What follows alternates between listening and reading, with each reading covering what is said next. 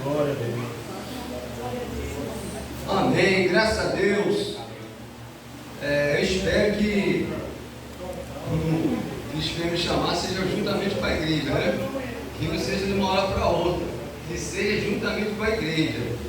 É o momento certo, mas a gente falando assim, mas a soberania de Deus tem que permanecer. Eu sei que tem um tempo determinado por Ele, de nosso Senhor resgatar a sua igreja, mas se um dia Ele vier me chamar, que seja feita a vontade dEle. Amém? Gostaria de convidar mais a igreja, juntamente comigo, a se pôr de pé. Lição número 13, 29 de junho de 2025. Título da lição: Renovação da Esperança. Textuário: e 8 dias depois, estavam outra vez os seus discípulos dentro, e com eles Tomé. Chegou Jesus, estando as portas fechadas, e apresentou-se no meio e disse: paz seja convosco. Está lá em João capítulo 20, versículo 26. Verdade prática: a ressurreição de Cristo representa o ápice da esperança cristã.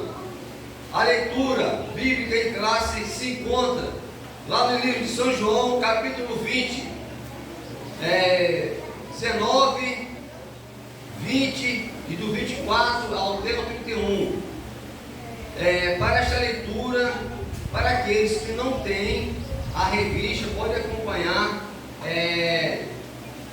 pela Bíblia.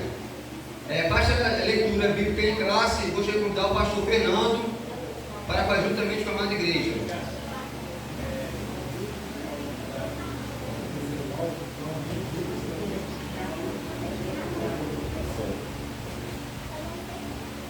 Graças a Deus, meus irmãos. Quero, nesse momento, os irmãos que não têm revista, né, João, capítulo número 20, a partir do versículo 19 até o 20, e depois continua no versículo 24 ao 31. E nos diz o 19: chegado, pois, a tarde daquele dia, o primeiro da semana, e cerrado as portas, onde os discípulos, com medo dos judeus, se tinham juntado, chegou Jesus e pôs-se no meio e disse-lhes: paz seja convosco. E dizendo isso, mostrou-lhe as mãos do lado, de sorte que os discípulos se alegraram, vendo o Senhor. Ora, Tomé, um dos 12, chamado Didimo, não estava com eles quando veio Jesus. Disseram depois os outros discípulos: vimos o Senhor. Mas ele disse: se eu não vi o sinal dos cravos em suas mãos, e não puser o dedo no lugar dos cravos, e não puser a minha mão no seu lado, de maneira nenhuma o verei. E 8 dias depois estavam outra vez os seus discípulos dentro, e com eles Tomé. Chegou Jesus, estando as portas fechadas, e apresentou-se no meio, e disse: paz seja convosco.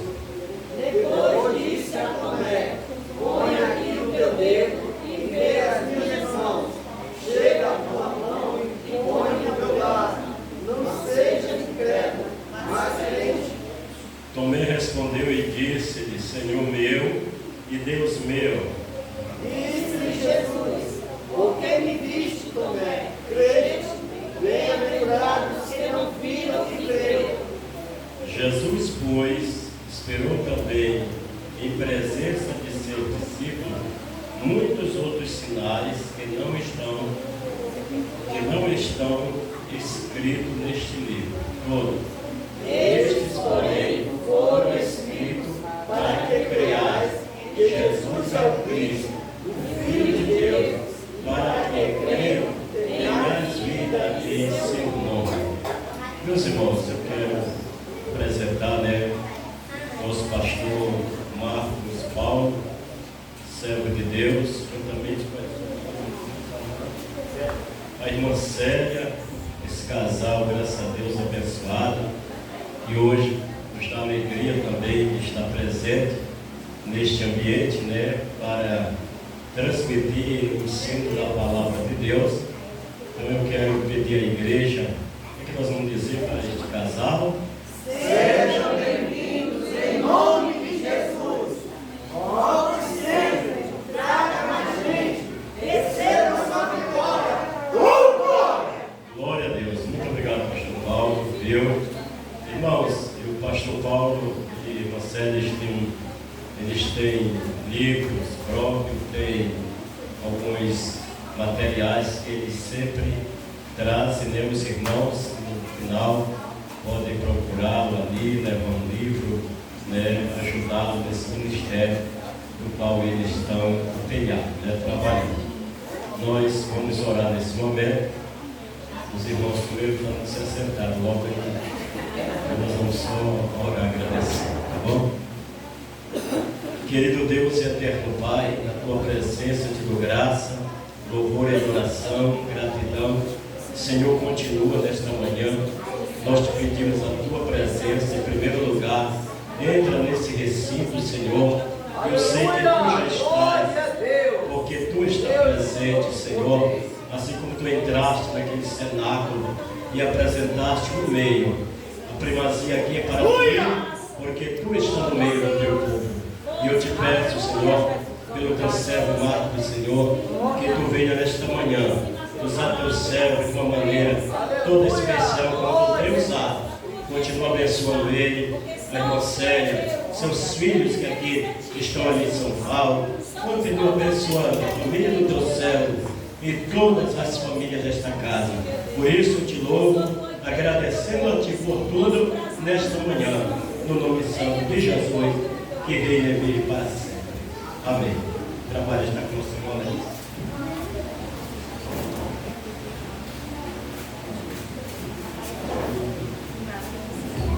Amém, graças a Deus. Neste momento, eu gostaria de convidar os membros da nova tribuna a se pôr aqui no centro da igreja. E desde esta feita, já estou passando a direção para o nosso pastor Marcos Paulo.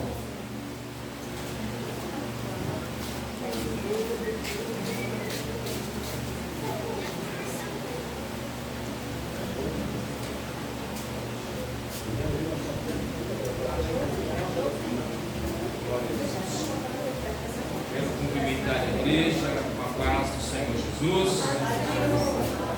Graças a Deus por essa oportunidade de estarmos aqui nessa manhã para fazermos uso da palavra de Deus. Agradecemos a Deus pela vida do pastor Fernando, pastor dessa igreja, também da irmã Franciane, convidou para estar aqui, também com seu esposo. Deus o abençoe pelo convite. Deus abençoe o irmão David, que também está dando suporte para nós. E vamos encerrar o nosso CBD hoje com chave de ouro. Vamos partir do resumo da primeira lição e depois finalizarmos com a última. Ok, meus irmãos? Abra sua Bíblia, não ficar seu pastor, pregador, ensinador sem ler a palavra, né?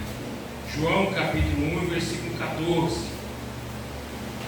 Então, eu acho que então assim um pouco de falta de ética, né? Pelo menos da minha parte, começar um ensinamento, embora já foi dito uma palavra, sem eu ter lido, né? Mas vamos lá. João capítulo 1, versículo 14. E o Verbo se fez carne e habitou entre nós, e vimos a sua glória, como a glória do unigênito do Pai, cheio de graça e cheio de verdade. Meus irmãos, esse trimestre é tão precioso para nós, é tão riquíssimo, é tão teológico, que ele é um compêndio de cristologia. O que é cristologia? Estudo sobre Cristo. Verdadeiramente, esse trimestre que nós estamos finalizando hoje é um verdadeiro curso de teologia. No trimestre passado, nós estudamos sobre a Trindade, né? Falando sobre Jesus, homem-Deus, Deus-homem, Mas hoje, em especial, a lição desse trimestre, falando sobre o Verbo se fez carne. Jesus sob o olhar do apóstolo do amor. São 13 lições riquíssimas e nós queremos fazer aqui um resumo, usando aqui o Data Show. Não sei se os irmãos vão conseguir enxergar tudo que está no Data Show, mas se porventura vocês não conseguirem enxergar ou quiser esse estudo está com o nosso irmão da mídia, só não lembro o nome dele, Françoel. Também posso passar para o pastor Fernando, tem WhatsApp, e também para o irmão Franciano. Vocês compartilham depois esses slides, ok? Meus irmãos, a primeira lição foi muito riquíssima para nós. A primeira lição, o Verbo tornou-se em carne. Vou repetir mais uma vez. O Verbo se tornou-se em carne. Na verdade, a palavra verbo quer dizer logos na teologia de João. Está escrito na Bíblia, em João capítulo 1, versículo 1 ao 3, no princípio era o Verbo, e o Verbo estava com Deus, e o Verbo era Deus. Ele estava no princípio com Deus. Todas as coisas foram feitas por Ele, e sem Ele nada do que se foi feito se fez. Jesus, Ele é o Criador de todas as coisas. E a prova que Jesus é o Criador está em Apocalipse capítulo 1, versículo 8, quando Jesus diz: eu sou o Alfa e o Ômega, o princípio e o fim. A palavra alfa, no original hebraico, ou melhor, no original grego, é a primeira letra, do alfabeto. A palavra alfa no original é primeiro, e a palavra ômega é último.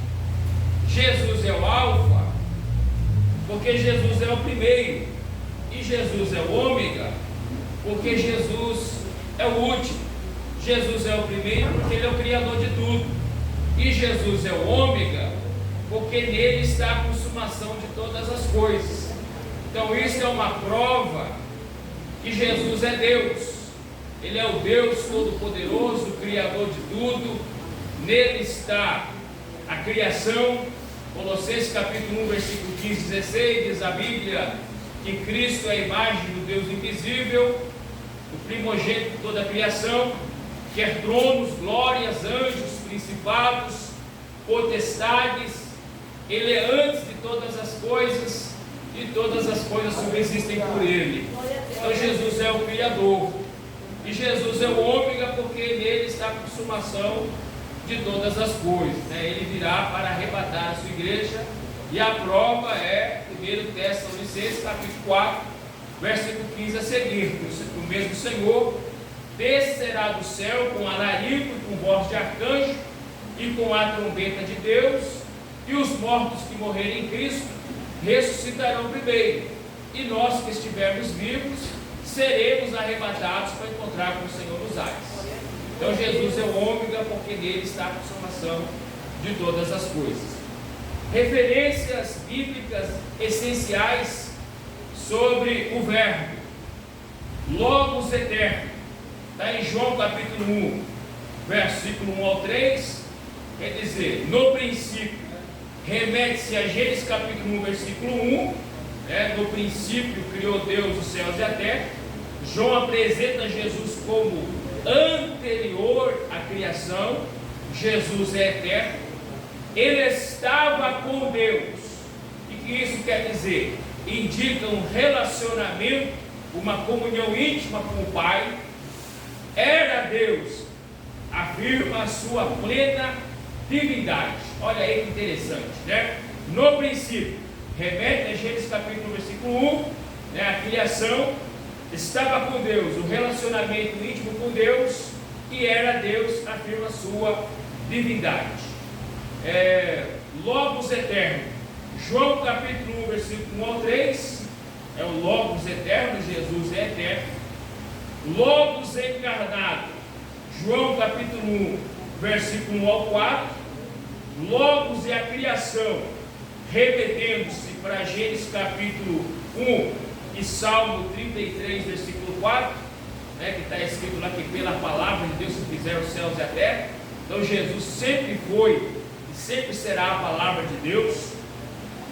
Logos é eficaz, Hebreus 4:2, a palavra de Deus é viva, eficaz, é mais penetrante do que espada cortante de dois gumes, penetra até a divisão da alma, entre juntas e medulas, e é aptas para discernir pensamentos e intenções do coração. O Logos como palavra reveladora, né? Está lá em Hebreus capítulo 1, versículo 1 ao 3, que nos tempos passados Deus falou pelos profetas, mas nos últimos tempos tem falado pelo Filho. Então Logos é a palavra reveladora. Logos como palavra final e juiz. Lá em Apocalipse capítulo 19, versículo 12, versículo 13, diz que Jesus é montado num cavalo branco, com uma veste salpicada com sangue, com o nome escrito Palavra de Deus, né? Palavra de Deus remetendo-se para o Logos. Gênesis capítulo 1, ou melhor, João capítulo 1, versículo 1 ao 3, né? E Logos, palavra que salva, está em Tiago capítulo 1, versículo 21, e Logos, palavra que gera fé, Romanos 10, 17, que diz que a fé vem pelo ouvir e ouvir a palavra de Deus. Então Jesus sempre foi e sempre será a palavra de Deus. Ok? Vamos para a segunda lição, para nós ganharmos tempo, porque o tempo é pouco. O novo nascimento. Deixa eu tomar um pouquinho de água aqui. O meu carro é movido a ar e movido a água, né? Glória a Deus. Tem ventilador aqui e também tem água, né? Essa igreja é uma vez. Está bem geladinha a água. Glória a Deus. Lição de número 2. O novo nascimento. João capítulo 3 e versículo 5 está escrito assim: em verdade te digo que quem não nascer da água e do Espírito não pode entrar no reino de Deus. Então é necessário nascer da água e do Espírito. Pastor, o que é nascer da água e nascer do Espírito? Jesus está falando de uma experiência espiritual completa e transformadora. E água e Espírito aqui não são dois nascimentos separados, mas aspectos complementares de um novo nascimento. Prosseguindo. Significado espiritual da água na Bíblia. Vamos lá. Efésios capítulo 5, versículo 26. Vamos ver o que diz a Bíblia. Para santificar, tendo-a purificado por meio da lavagem de água pela palavra. Olha aí. Então o simbolismo da água é a palavra de Deus. Ok? Tudo se remete para a palavra que é Cristo. Então nascer da água não é o batismo, porque o batismo, embora podemos aplicar de forma simbólica, mas a verdadeira exegese da palavra água aí é a palavra de Deus. Porque o batismo, ele não pode salvar as pessoas, mas a palavra sim. A palavra transforma. A palavra muda vidas. E em João capítulo 15, versículo 3, Jesus vai dizer: vós estáis limpos pela palavra que eu vos tenho falado. Já viu aquele argumento que muitos falavam no passado, que é o pastor que fica falando de uso e costume, e o pastor que fica falando de uso e costume, e é o pastor que através do uso e costume que fica escravizando os irmãos. Na verdade isso não tem base bíblica, porque quem limpa a igreja é a palavra. É a palavra palavra que transforma. Se não for a palavra de Deus, não tem como o pastor Marco estivesse aqui dessa forma hoje, bem trajado como um servo de Deus.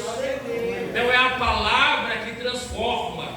Não é o pastor com seus argumentos, mas é o pastor como guardião das verdades eternas, ensinando a palavra e a palavra transformando, limpando a igreja. Porque Jesus disse: vós estáis limpos pela palavra que eu vos tenho falado.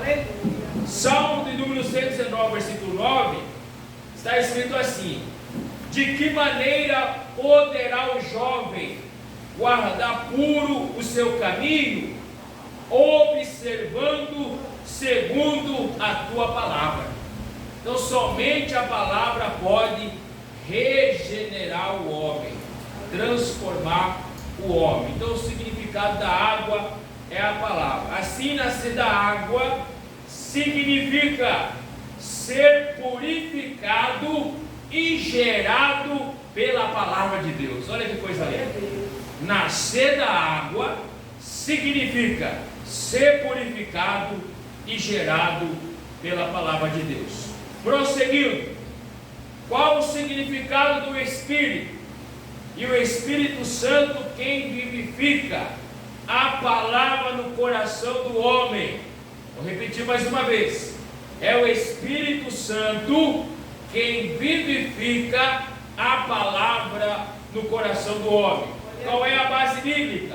Tito capítulo 3, versículo 5: segundo a sua misericórdia, Ele nos salvou mediante o regenerador e renovador do Espírito Santo. Olha aí, é o Espírito Santo que vivifica a palavra. 1 Coríntios capítulo 2, versículo 12 ao 14, está escrito: mas o homem natural não aceita as coisas do Espírito de Deus, porque eles são loucura. O Espírito Santo é que aplica a palavra no coração, que gera fé e convence do pecado e regenera o homem. Então, o Espírito Santo e a palavra trabalham junto. Então, nascer da água, nascer do Espírito, significa nascer da palavra e nascer da obra sobrenatural do Espírito Santo de Deus. Então, quando o pastor convocar alguém para estar no culto de ensinamento, venha, porque é o culto da palavra, né, pastor Fernando? Quando alguém convocar você para EBD, o pastor, o superintendente, venha, porque é o culto da palavra. E hoje vocês estão de parabéns, porque a igreja está lotada, parece domingo à noite, né? Está lotada a igreja hoje. Significa que os irmãos amam a palavra de Deus. Prosseguindo, irmão, que o tempo é pouco e tem muita coisa aqui, viu? Vamos lá. Vamos fazer aqui um paralelo, nascer da água e do Espírito. A água, a palavra que purifica e ensina, e o Espírito que regenera, ilumina e transforma. Vou repetir mais uma vez: a água é a palavra de Deus que purifica e ensina, e o Espírito que regenera, ilumina e transforma. Versículos que apoiam isso. 1 Pedro capítulo 1, versículo 23. Vamos lá.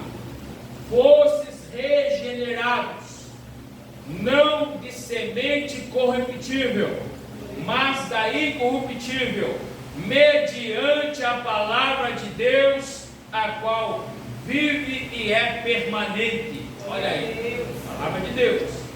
Tiago 1,18: segundo a sua vontade, nos gerou pela palavra da verdade, para que fôssemos como primícias de suas criaturas.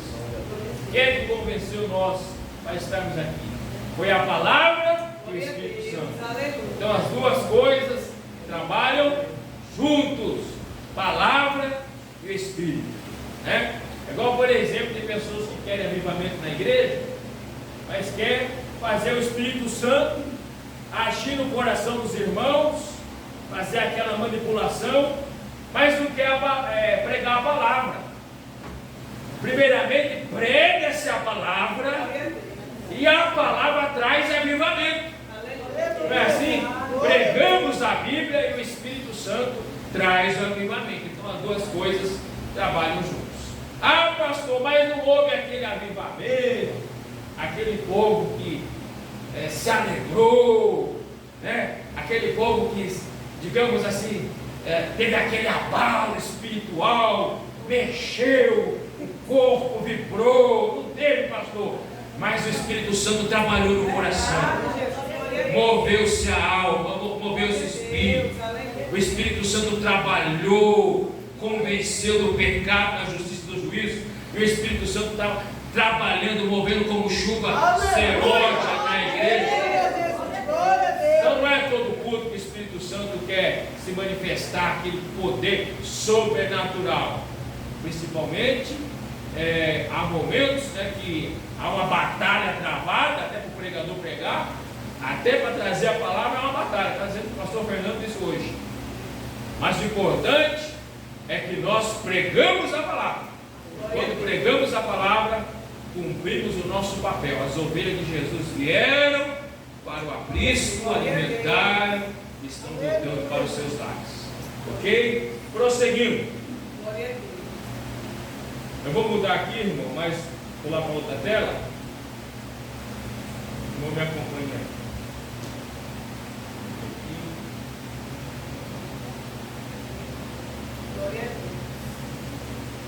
Terceira lição: a verdadeira adoração. Eita, coisa boa, hein? Aleluia. Terceira lição: a verdadeira adoração. Está em João capítulo 4, o diálogo de Jesus com a mulher samaritana. A hora vem. O que isso quer dizer, pastor? Aponta para a morte e ressurreição de Jesus. E agora já começou a presença de Jesus no tabernáculo vivo de Deus. João 1,14. O verbo se fez carne e habitou entre nós. João 4,24.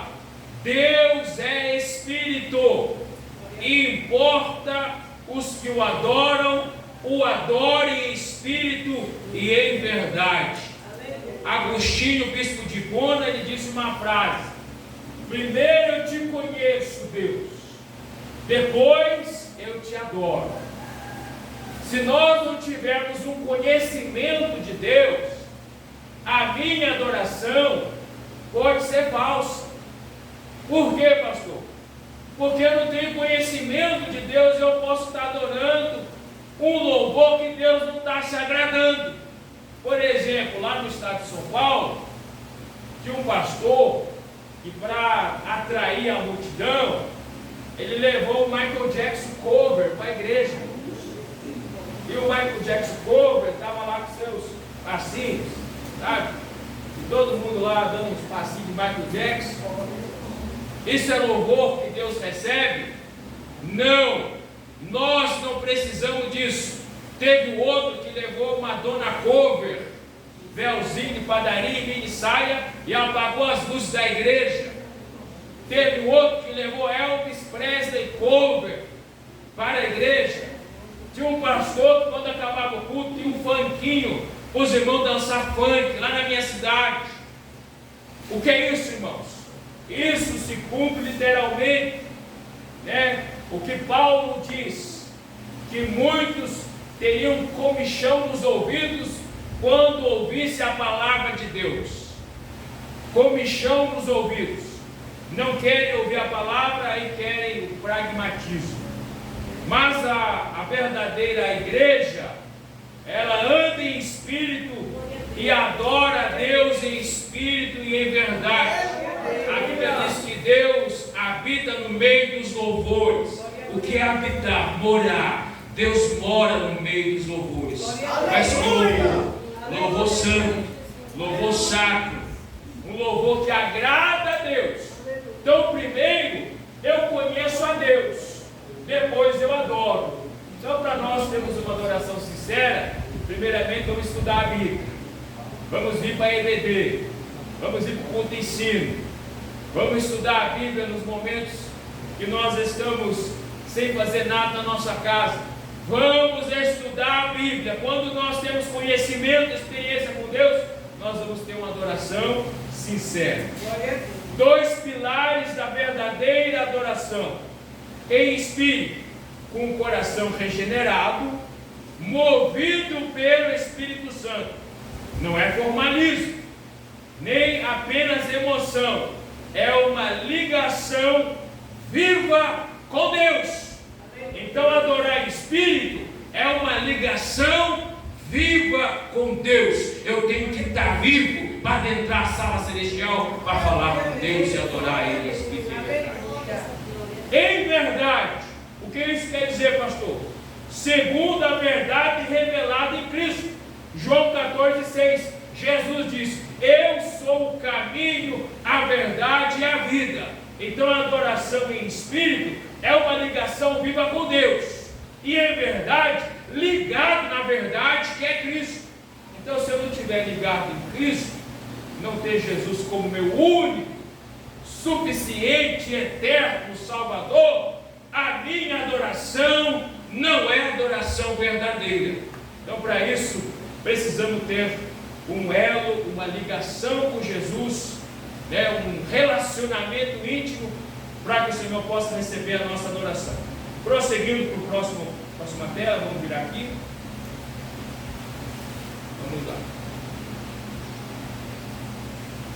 Vamos lá. Vamos fazer aqui um resumo teológico.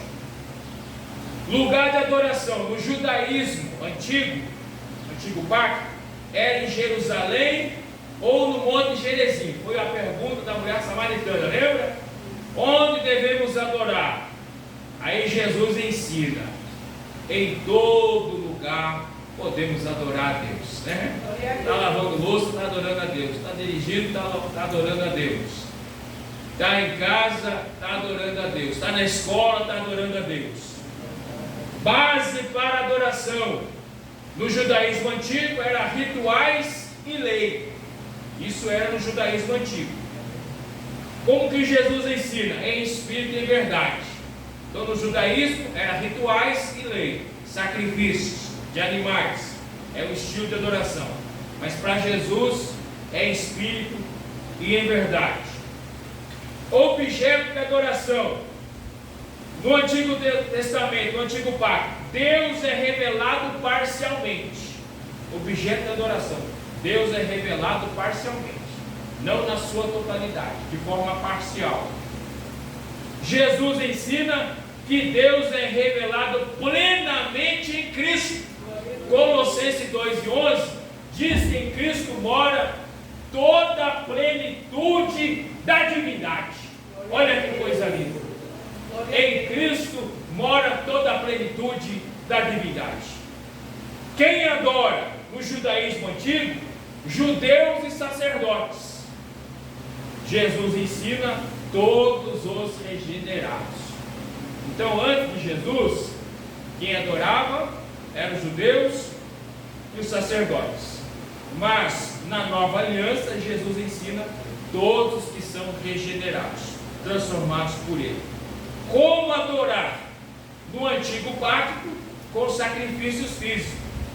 Jesus nos ensina com um coração rendido e uma vida transformada. Olha aí.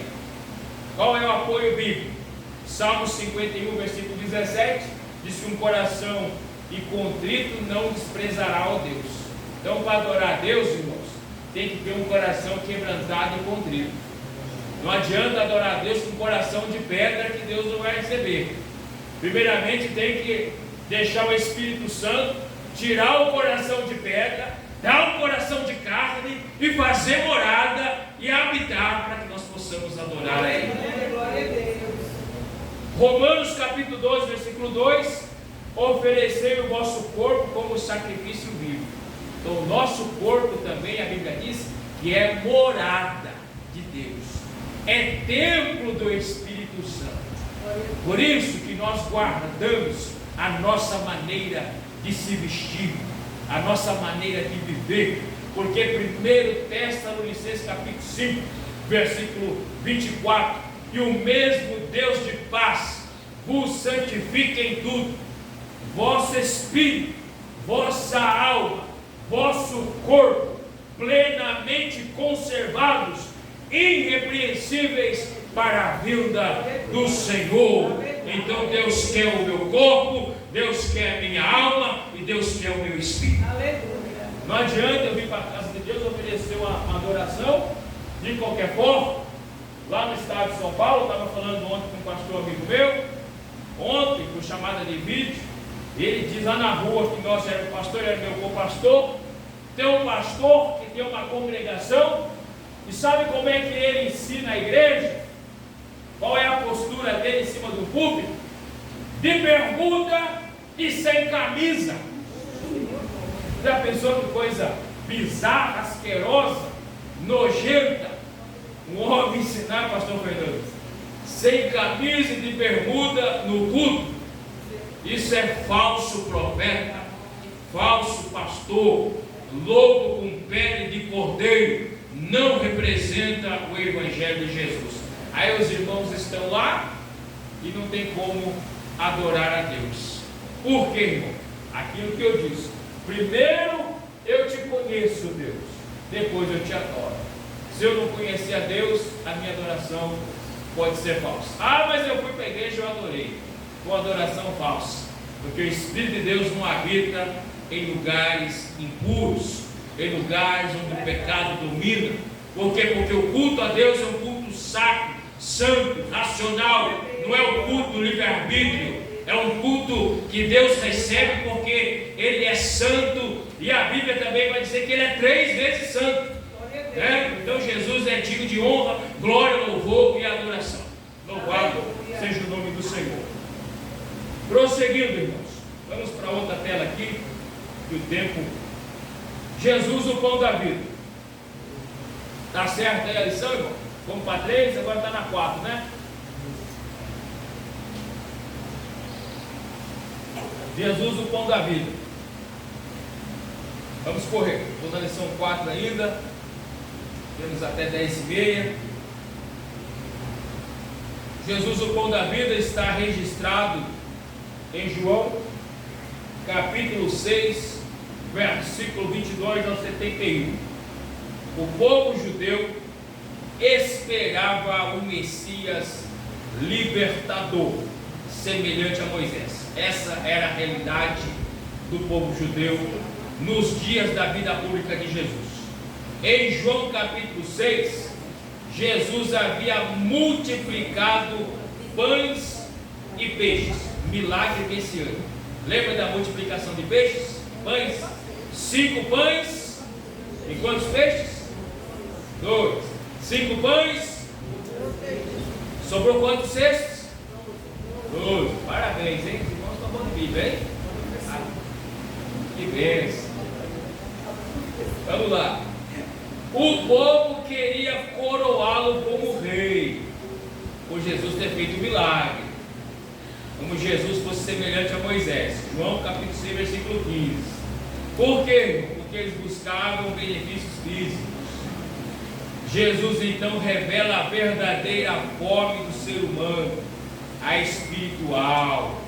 Aí ele vai dizer em João capítulo 6, versículo 26 ao 27: em verdade vos digo, que vós me buscais, porque comeste dos pães que fartastes, trabalhai não pela comida que perece, mas para que pela que subsiste para a vida eterna. Aí ele vai dizer: eu sou o pão vivo que desceu do céu. Vocês comeram o maná que Moisés enviou no deserto e morreram, mas eu sou o pão vivo que desceu do céu. E quem comer do meu pão, da minha carne, viverá eternamente.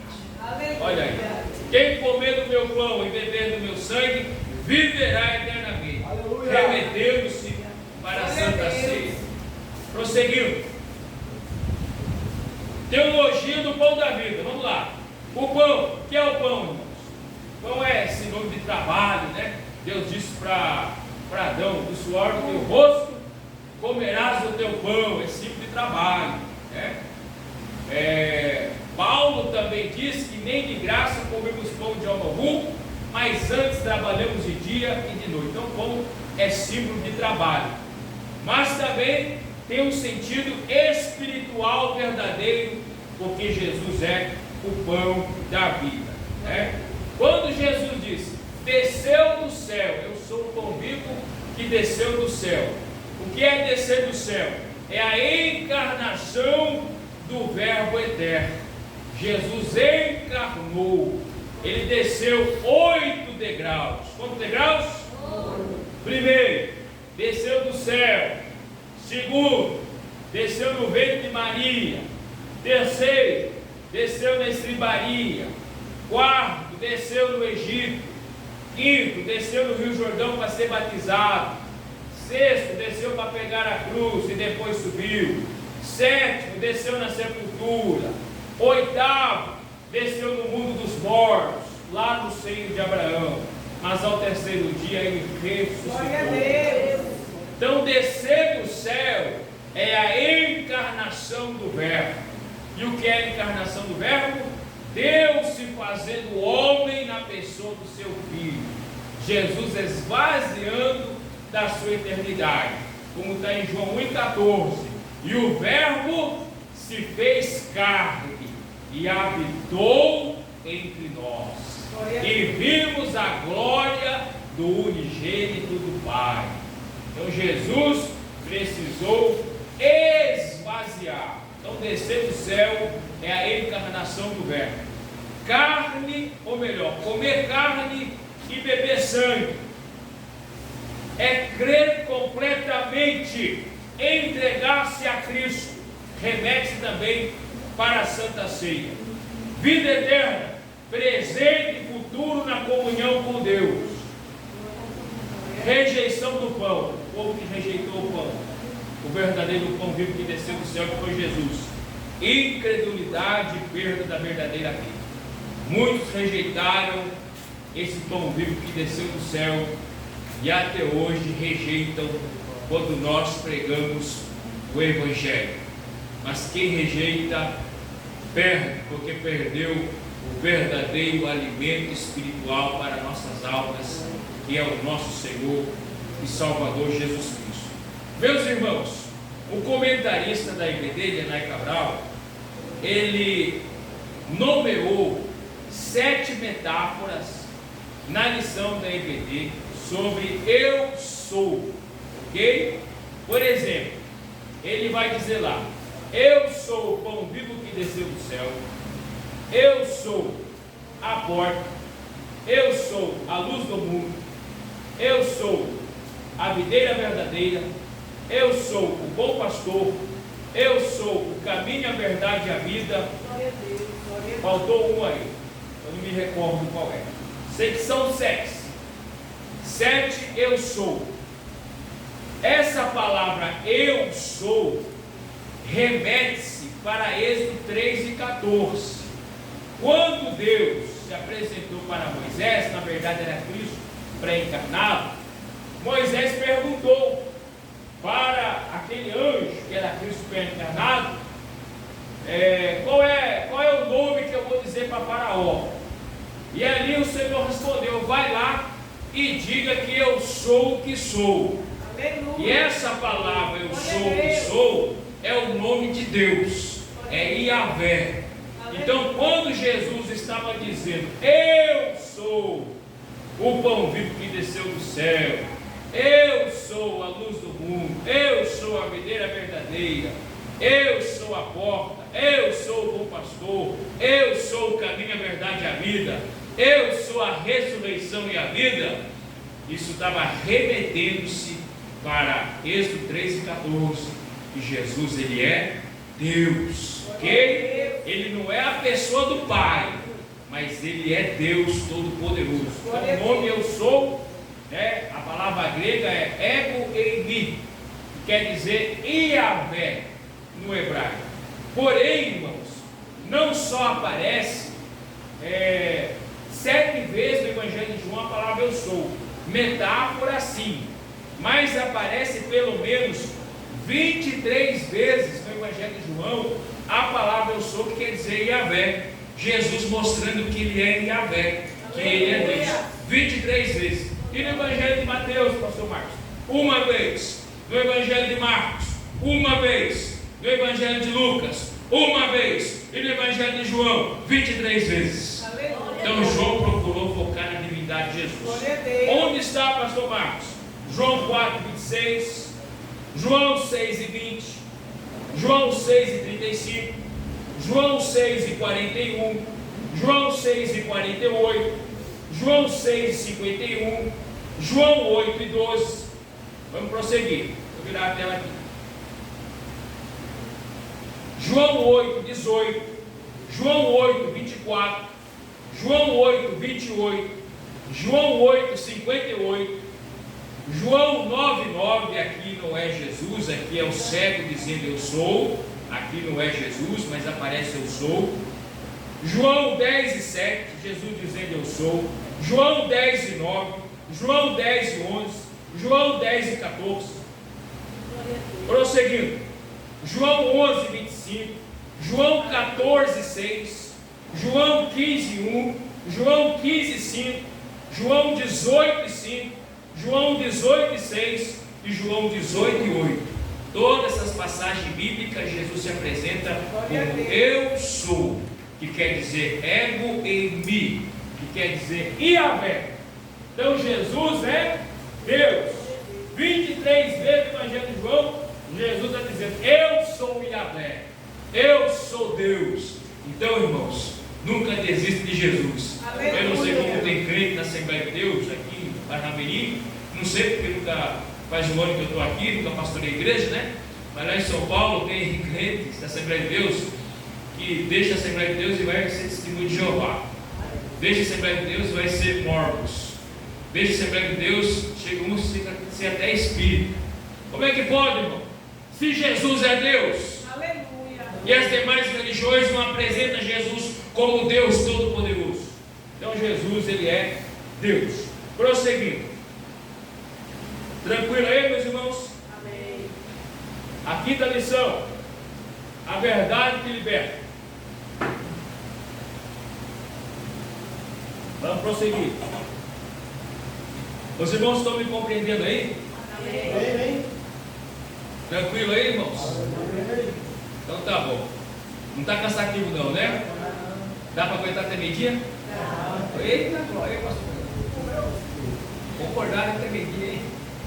Brincadeira, viu, irmãos? Vamos correr, né?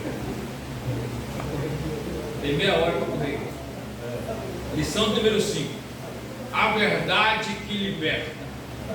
Como entender Jesus como a verdade que liberta? João 8,32. E conhecereis a verdade, e a verdade vos libertará. Vamos lá, a igreja? João 8,32.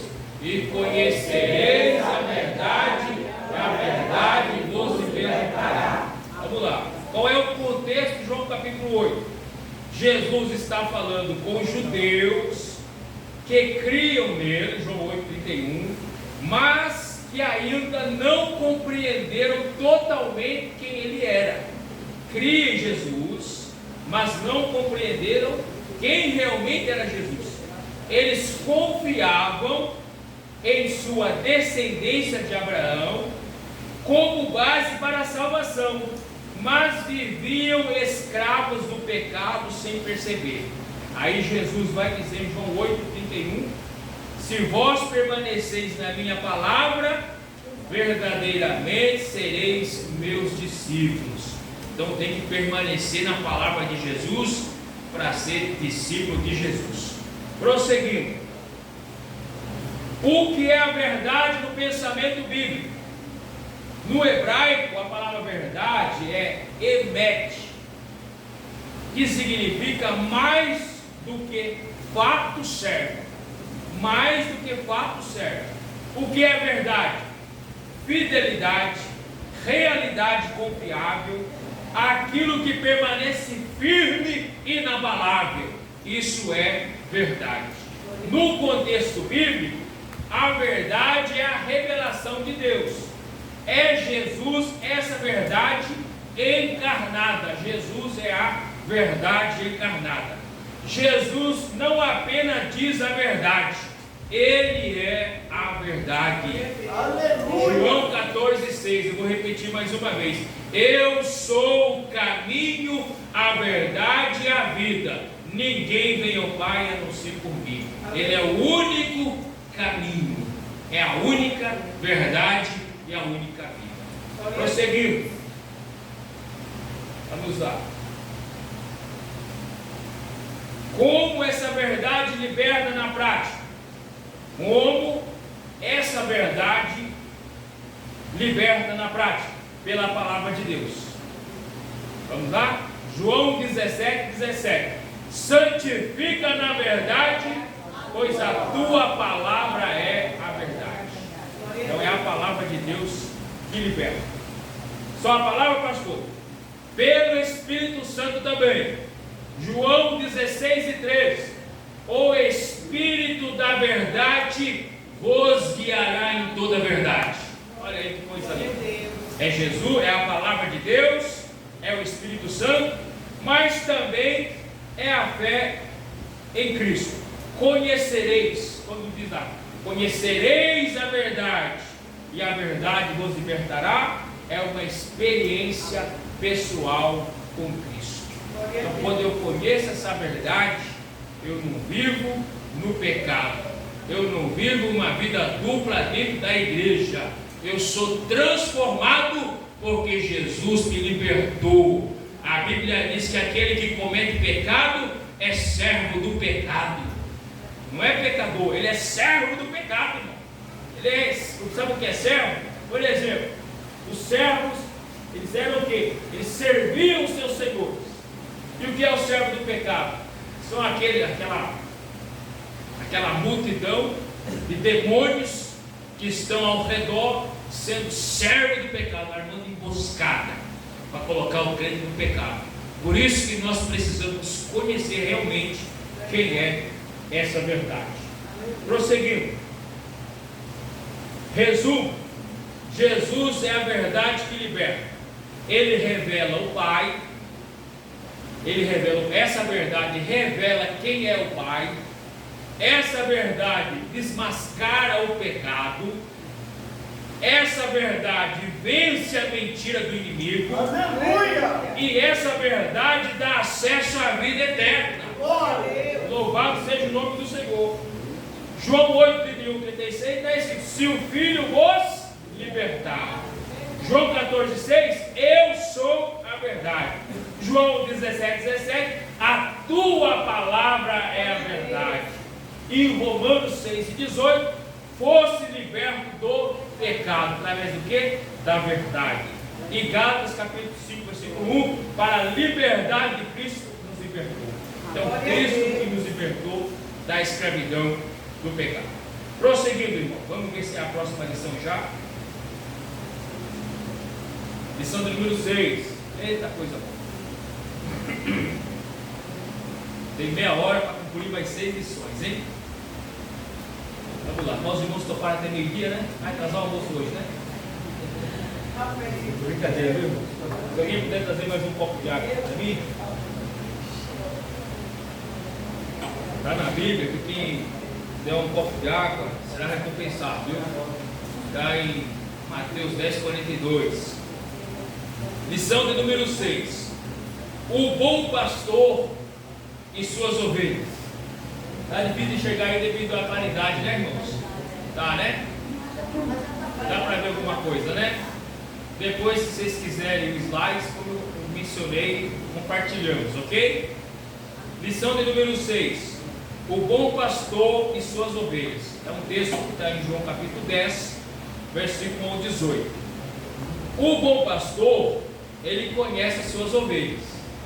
Por exemplo, eu sou pastor desde 2010.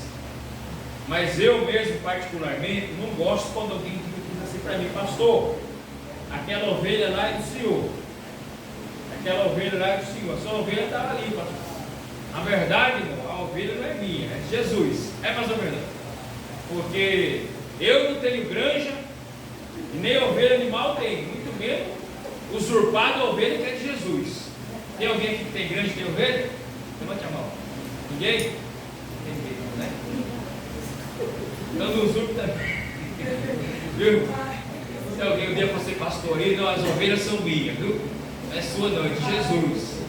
Nós somos pastores como dons, são dons, talentos que temos, mas a ovelha é de Jesus, porque Jesus é o bom pastor. O pastor na Bíblia com P maiúsculo é o pastor Jesus. E o P minúsculo é o pastor que tem o dom de pastor. Tá bom? Então as ovelhas são de Jesus. O bom pastor conhece as suas ovelhas. Em João capítulo 10, versículo 3, ele chama pelo nome e os leva para fora. Em João 10 e 14, Jesus diz: eu sou o bom pastor e conheço as minhas ovelhas e elas me conhecem a mim. Olha aí, como é bom ser ovelha de Jesus, né, irmãos? Ele chama pelo nome, né? E Jesus chama alguém pelo nome, irmão? Chama. Chamou Jeremias pelo nome. Jeremias, o que tu viste? Viste uma vara de amendoeiro, viste bem, quero pela minha palavra para cumprir. Olhou para Zaqueu: Zaqueu, desce depressa, vem pousar na tua casa. Jesus olhou para Saulo de Tarso: Saulo, Saulo, por que me persegues? Então Jesus chama nós pelo nome, viu? Conhece o nome das suas ovelhas. Mas lá no céu teremos um novo nome. O bom pastor, ele dá a sua vida pelas suas ovelhas. Em João capítulo 10, ele promete dar a vida para as ovelhas. 10, versículo 11. E em 10 e 18 ele diz: ninguém tira de mim, porque eu mesmo a dou. Esse mesmo pastor que promete ser o bom pastor das ovelhas, ele também promete dar a vida pelas ovelhas. Ele morre, ressuscita e continua sendo pastor de suas ovelhas. Vamos lá. Ao contrário do mercenário, né?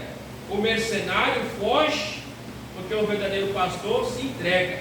O mercenário aqui são os líderes religiosos de Jerusalém que não queriam ver o bem do povo de Deus.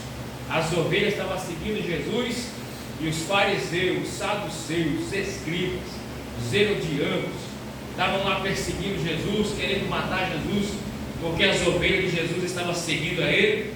Só não mataram Jesus antes dos 3 anos e meio, porque a missão tinha sido cumprida.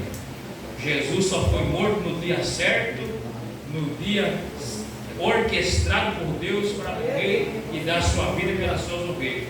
Mas tentaram matar Jesus, e Jesus prometeu dar sua vida.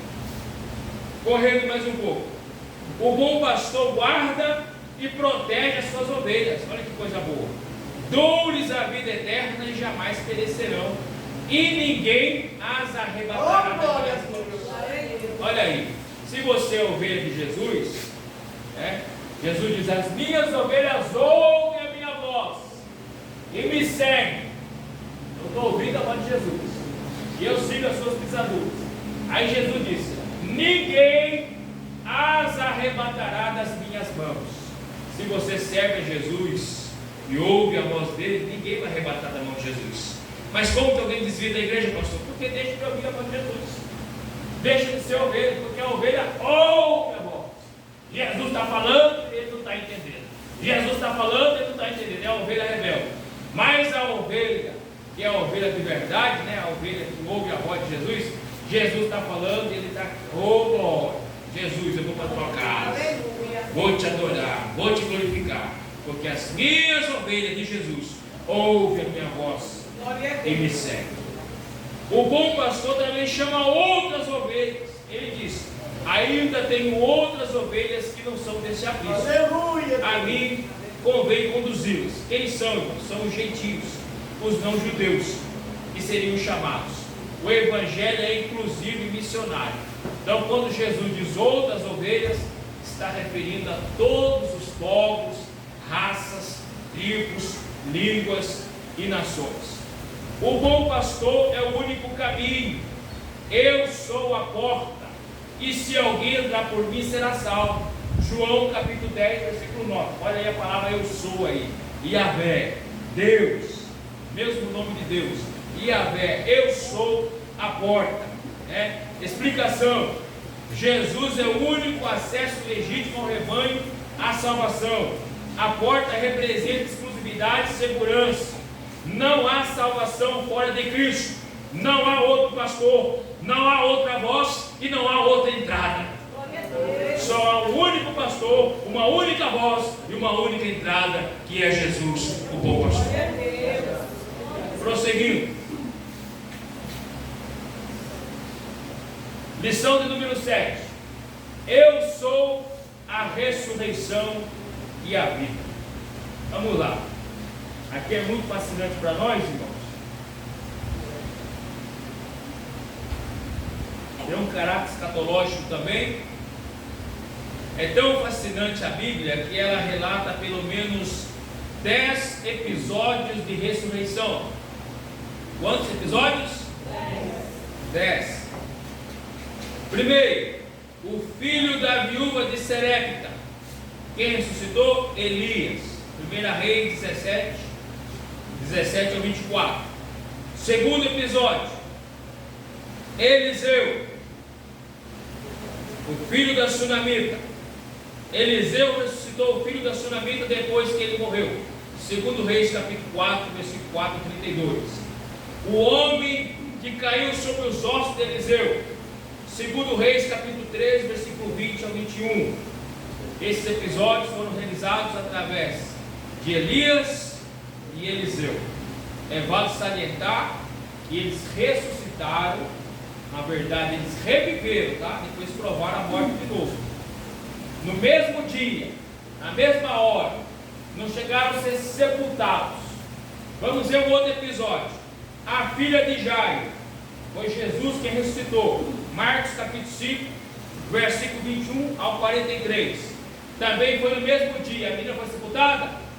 Não. Outro episódio. O filho da viúva de Naim. Jesus ressuscitou no caminho que o moço estava indo para ser sepultado. Tocou ali no esquife e o moço levantou do caixão. Foi sepultado? Não. Está em Lucas capítulo 7, versículo 11 ao 17. O outro episódio, Lázaro, está em João capítulo 11, versículo 38 a 44. Jesus ressuscitou Lázaro, que estava morto há 4 dias. Foi sepultado? Sepultado em estado de putrefação, né? Maria disse, cheira mal, né? Cheira mal. Maria, o Marco, eu não me recordo, né? Não me lembro qual das duas, de cheira mal. Prosseguiu. Dorcas, ou Tábita, né? Tabita. Foi Pedro que ressuscitou Dorcas. Atos 9, versículo 36 ao 42. Foi sepultado?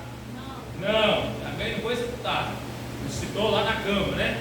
Outro episódio, Eutico, aquele jovem que caiu da janela e caiu morto no chão. Paulo foi lá e orou e ele voltou a viver. Foi sepultado? Não. Jesus foi sepultado? Ressuscitou o terceiro dia, está presente conosco aqui. Os santos que ressuscitaram após a ressurreição de Jesus, aqueles santos que entraram em Jerusalém, apareceram na cidade santa, no dia que Jesus morreu, né, que na verdade depois da ressurreição de Jesus, que eles entraram na cidade. Esses santos foram sepultados?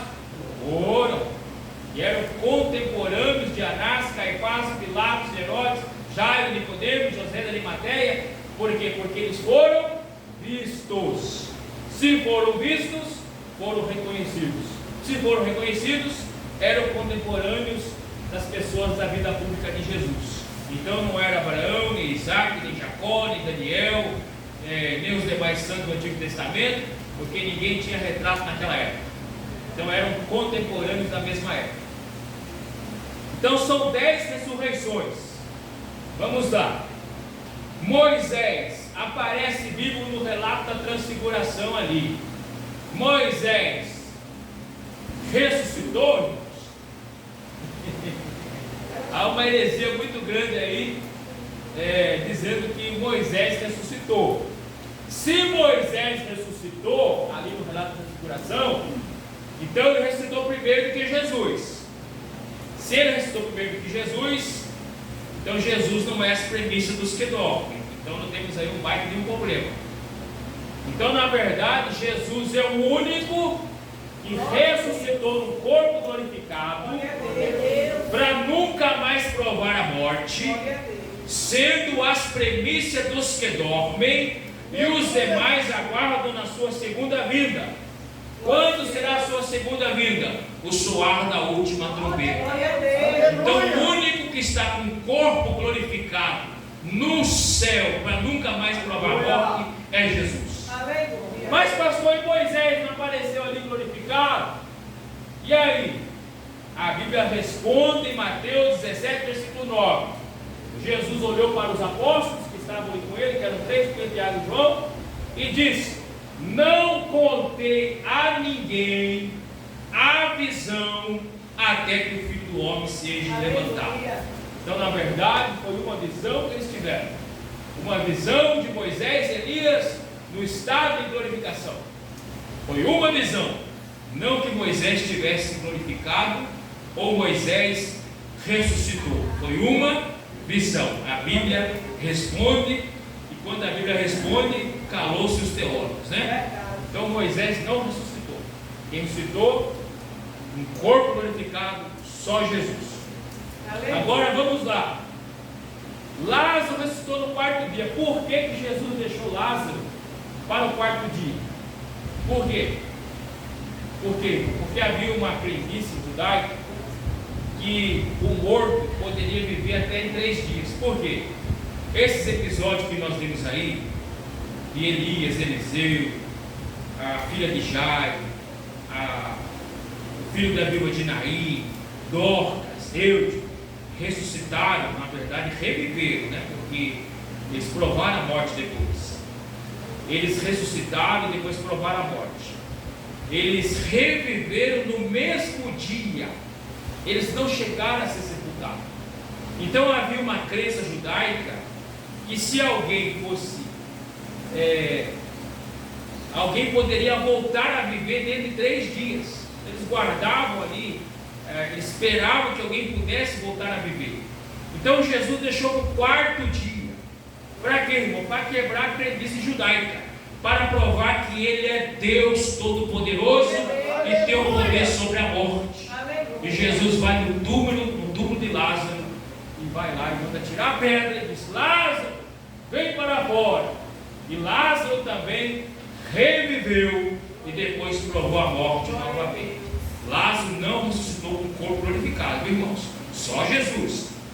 Então Jesus deixou para o quarto dia para quebrar a crendice judaica, que acreditava, né, que o Espírito pudesse voltar ao corpo, porque todos os milagres de ressurreição, as pessoas não foram sepultadas.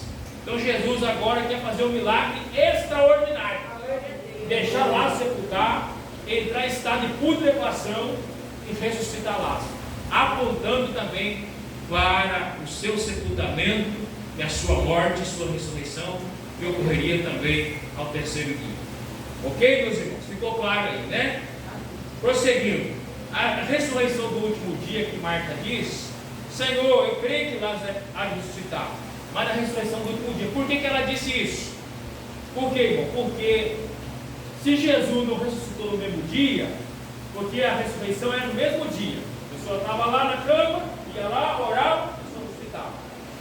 O filho da viúva de Naim foi lá, tocou no esguio e ressuscitou. Mas Lázaro tinha sido sepultado. Então aí ela vai dizer: Senhor, eu creio que há de ressuscitar, mas na ressurreição do último dia, porque já está sepultado. Porque até o momento não tinha ocorrido nenhum milagre no quarto dia, não tinha ocorrido nenhum milagre no estado de putrefação. Então a ressurreição do último dia que Marta se refere é a ressurreição do corpo dos santos. Quando vai ocorrer? 1 Coríntios capítulo 15, versículo 42 e 44, e 1 Tessalonicenses capítulo 4, versículo 16 e 17, que será no arrebatamento da igreja. Era essa ressurreição que Marta acreditava, porque seu irmão já estava sepultado e não tinha ocorrido nenhuma ressurreição de alguém sido sepultado e vivo ressuscitado. Ok? Acho que ficou claro aí, né? A ressurreição do último dia. Prosseguindo, que eu tenho poucos minutos, ainda estou na lição de número. Agora eu vou para a lição de número 8. Vamos lá.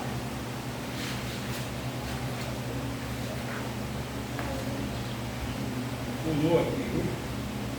Aqui. Uma lição de humildade. Prosseguindo. Essa lição de humildade, Jesus lavar os pés dos apóstolos, é uma lição muito fascinante para nós.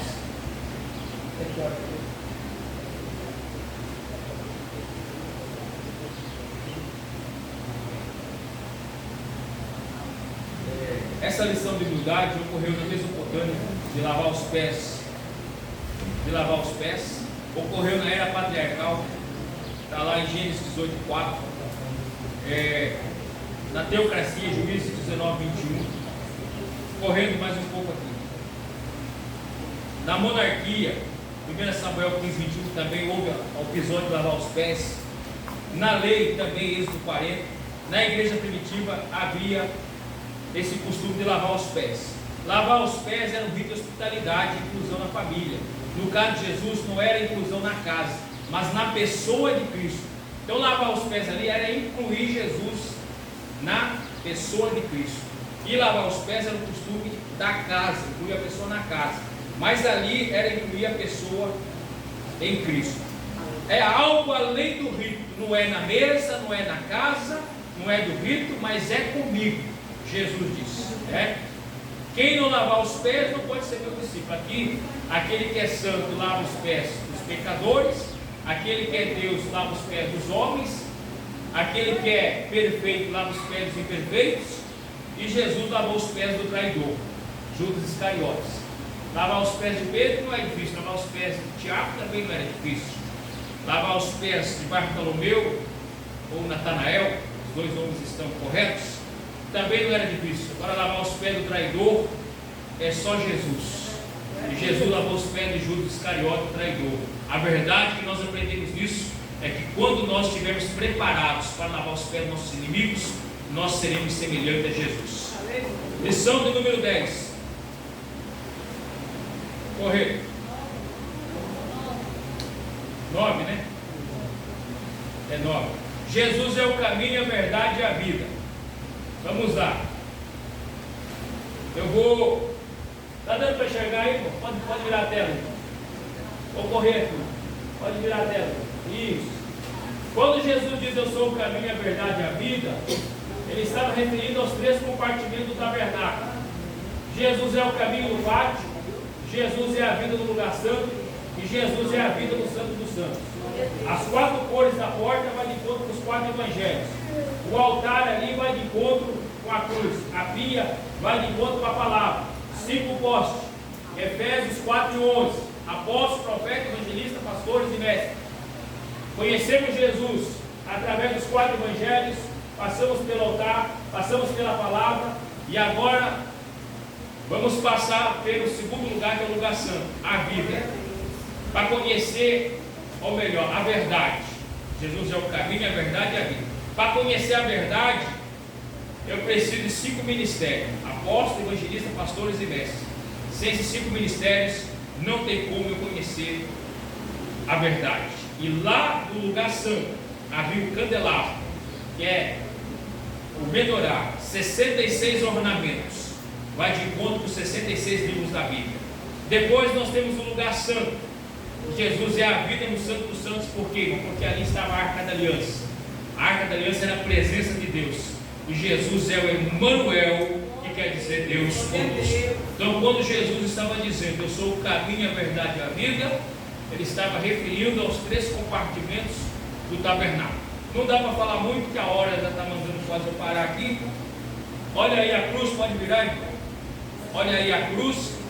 Ó, a cruz do tabernáculo. Ali é o altar de bronze, pia, candelabro, mesa e a Arca da Aliança, forma uma cruz. Jesus é o caminho, a verdade e a vida. Sem cruz não tem como conhecer o caminho, a verdade e a vida. Prosseguindo, vamos lá.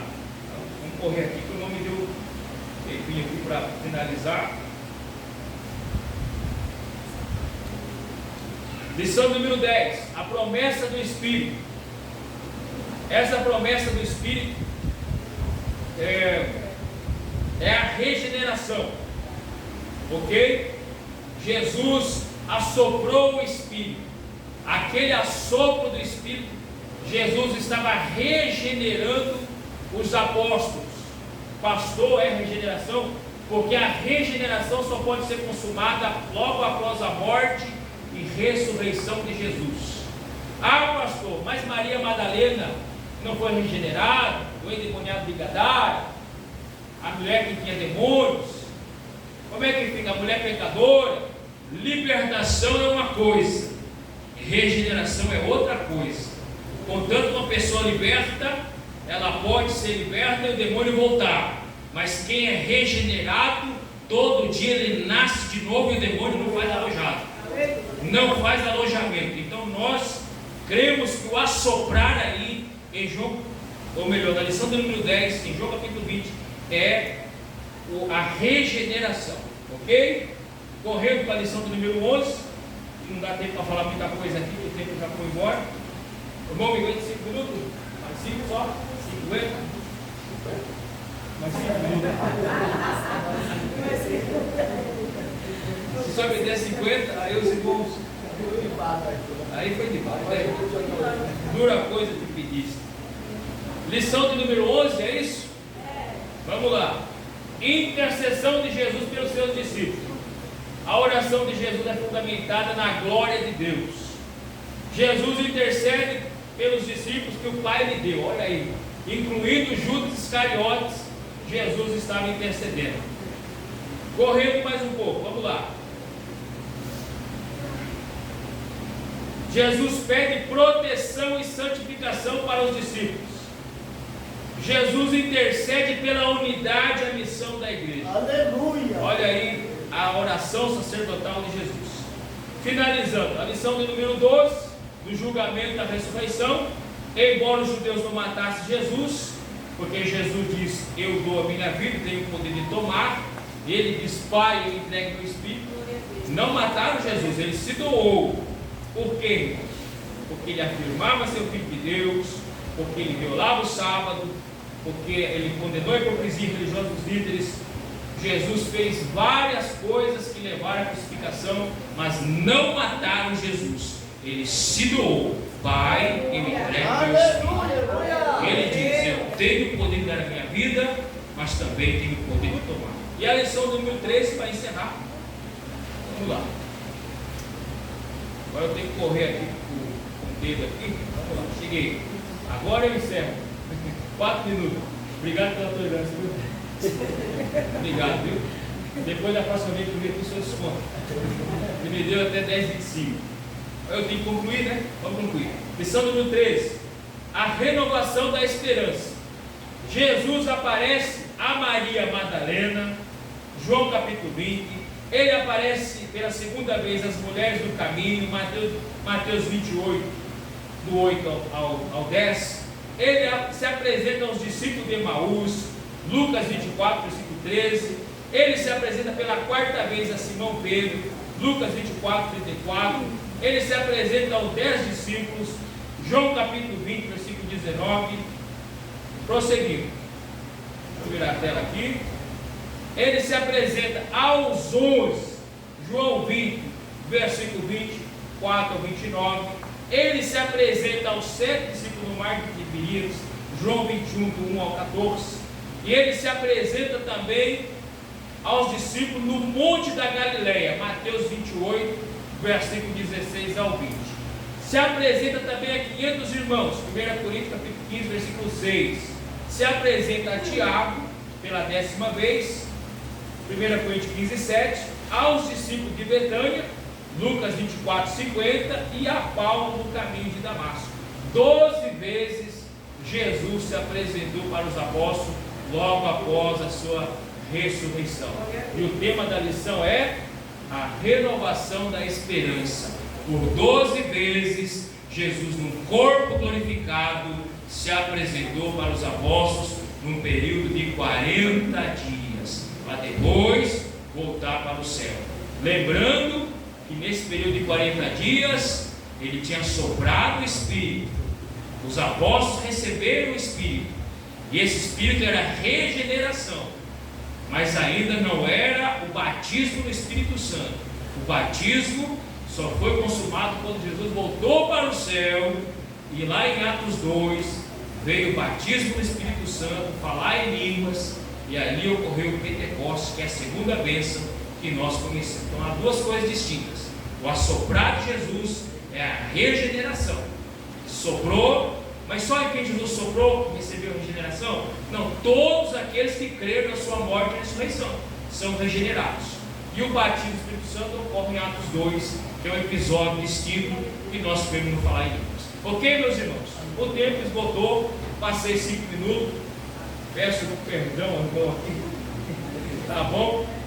É muita coisa, é muito assunto, mas foi bem. Muito obrigado, pastor Fernando.